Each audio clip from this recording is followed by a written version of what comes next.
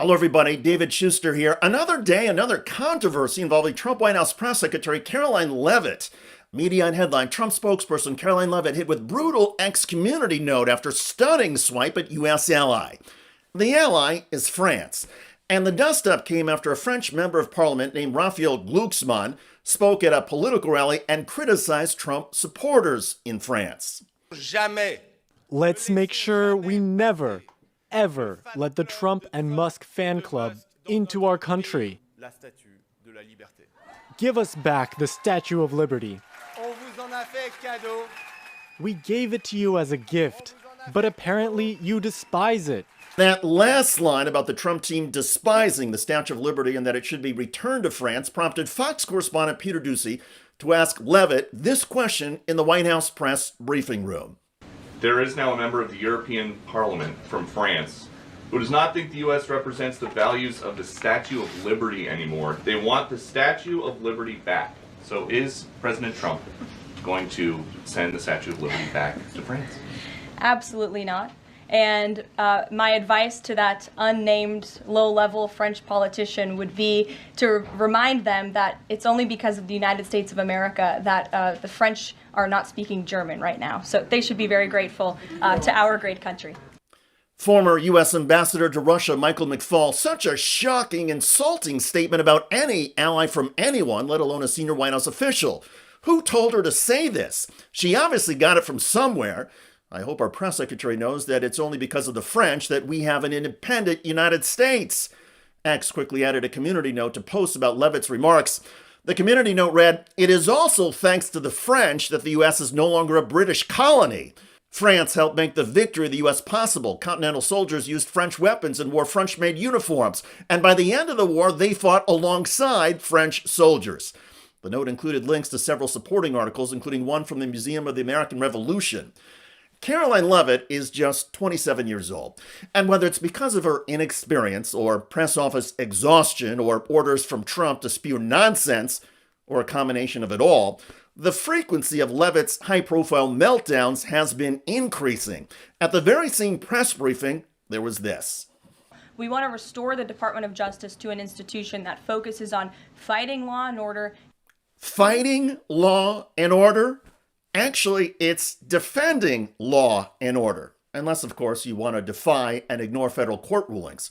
A few days ago, Leavitt embraced that after walking to the microphones in the White House driveway and trampling and flubbing basic constitutional law. This injunction is entirely unconstitutional, and it is for anybody who has a basic understanding of the law. You cannot have a low-level district court judge filing an injunction to usurp the executive authority of the President of the United States. Actually, you can have a federal district judge filing an injunction blocking the actions of the President of the United States. That's because we have three co-equal branches of government with checks and balances on each. It's up to the judicial branch, the courts, to determine if the government actions in the executive branch, legislative branch, or even the states are constitutional or not. In the case of the Trump deportations of Venezuelans to El Salvador, the judge found that the deportations violated basic constitutional due process.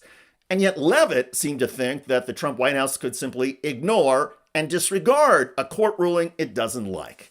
The Constitution calls for any White House or executive branch official or anybody else who objects to a court ruling to appeal it up through the courts, including the U.S. Supreme Court. But Leavitt either did not know this or did not care and was simply happy to say or do whatever Donald Trump wants. Even Trump cheerleaders on Fox News have been blasting the Trump administration for disregarding or defying the courts. And speaking of Fox News, Leavitt has also struggled during her appearances on the conservative cable channel. Leavitt recently seemed stunned when she insisted to Fox that the U.S. automakers love the Trump tariffs and got some pushback from a Fox host. The American Automotive Policy Council has put out a statement sort of pushing back on this narrative. Watch how much Leavitt starts blinking, a sign of anxiety. They said revoking the exemption for Canada and Mexico and extending tariffs to auto parts with steel and aluminum will add significant costs for automakers, suppliers, and consumers.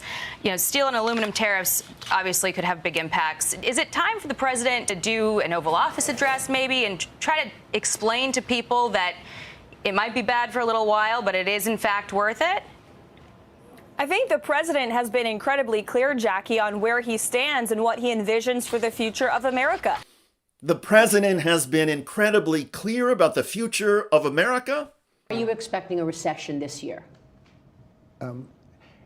I hate to predict things like that. He wants to restore this great country as the manufacturing superpower of the world. Trump wants to restore America as the manufacturing superpower of the world. Well, it already was under the Biden administration. U.S. manufacturing before Donald Trump took office in January 2025 reached a 35-year high, a peak. Now, thanks to economic uncertainties driven by Trump's tariff policies, manufacturing in the United States is slowing down and decreasing. Those are basic facts. But while Caroline Leavitt is robotically and urgently spewing whatever crap has been fed to her, she avoids reality and facts and just sticks to her script. And now, more days than not, Leavitt is sparking controversy and undermining what little credibility she might have had at the start of this administration. In some ways, I feel kind of sorry for Caroline Leavitt. Not only is she in way over her head, but she is serving as the spokesperson for an administration that is destroying the U.S. economy, insulting U.S. allies, and trampling on basic constitutional law. Still, Leavitt keeps choosing to be part of these controversies. Indeed, she has become the face of controversy and ignorance in an administration that usually features it all in Donald Trump. As one of our YouTube followers noted, if Mrs. Leavitt doesn't insult your intelligence, you probably don't have any.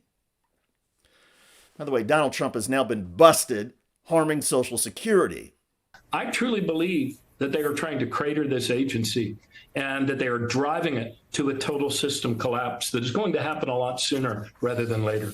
I believe they're trying to break it so that they can then turn the public against it and say, look, it didn't work. And then that allows them to then privatize it and liquidate it. And Bloomberg is now reporting Musk taps private equity veterans to aid Doge at Social Security. In other words, the very sort of people that pick over the wreckage of a company after they drive it into the ground and figure out how they can sell off pieces of it. This is not a group of people that want to make Social Security work better. Which is most of the federal spending is entitlements. That's like the big one to eliminate. Because that's the sort of $500 billion, maybe $700 billion a year. Check out that video at the link below. It generated a lot of comments on YouTube. One of the most popular is from Teresa, wrote, Trump needs to be kicked out of office. You get rid of Social Security, you better figure out how I will be reimbursed for 40 plus years of payroll deductions. Indeed. I look forward to reading your comments about White House Press Secretary Caroline Leavitt getting slammed for sparking international uproars. I'm David Shuster. Thanks for joining us.